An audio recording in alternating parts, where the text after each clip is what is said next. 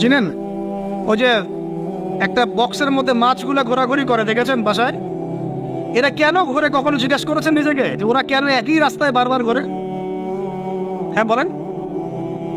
ব্রেইনের ধারণ ক্ষমতা এতটুকুই, ও যে রাস্তা দিয়ে যায় ও ভুলে যায় কোন রাস্তা দিয়ে এসেছে। ওই জন্য প্রতিবার এই রাস্তাকে ওর কাছে নতুন বলে মনে হয়। এত স্বল্প জ্ঞান আল্লাহ পাক ব্রেন তাকে দিয়েছে, কিন্তু তারপরেও সে আল্লাহর অবাধ্যতা করে না, কিন্তু সে আল্লাহর ইবাদত করে। ওই মাছও আল্লাহর ইবাদত করে। এখন আমাদের সমাজে এমন কিছু মানুষ দেখতে পাওয়া যায়, জ্ঞান বুদ্ধি মাশাআল্লাহ এমন বলদের পর্যায়ে, যদি বলি কাশ্মীর মনে হচ্ছে জান্নাত, বলবে যে কাশ্মীরকে জান্নাতের সাথে তুলনা করছে। সুবহানাল্লাহ। যাই হোক, আপনাকে যেটা বলছিলাম, যদি এই বিয়ের ডিসিশন আপনি ঠিক রাখতে পারেন, দুনিয়াতে জান্নাতের একটা ফ্লেভার পাবেন ইনশাআল্লাহ। এই সৌভাগ্য নবী সাল্লাল্লাহু আলাইহি ওয়াসাল্লামের হয়েছিল, কারণ তার ঘরে খাদিজা রাদিয়াল্লাহু আনহার মতো একজন স্ত্রী ছিলেন। সারা দুনিয়া তার বিরুদ্ধে, কিন্তু বাসায় গেলে তিনি প্রশান্তির সাথে থাকেন। এটা নিয়ামত না?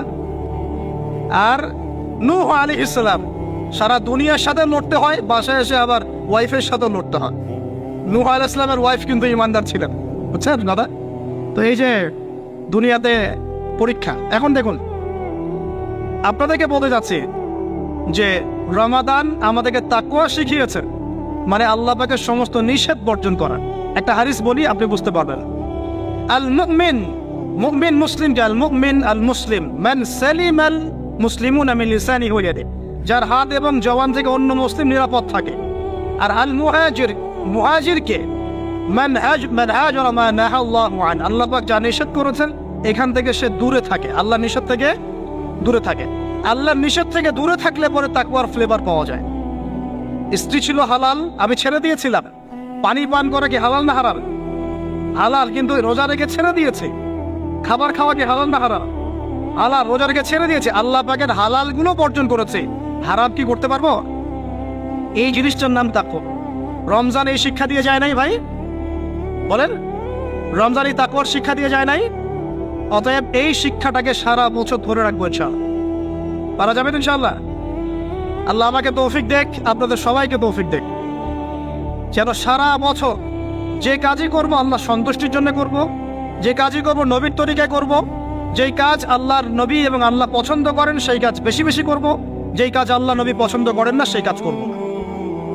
সহজ কথা ইনশাআল্লাহ। আল্লাহ আমাকে তৌফিক দেখ, আপনাদের সবাইকে তৌফিক দান।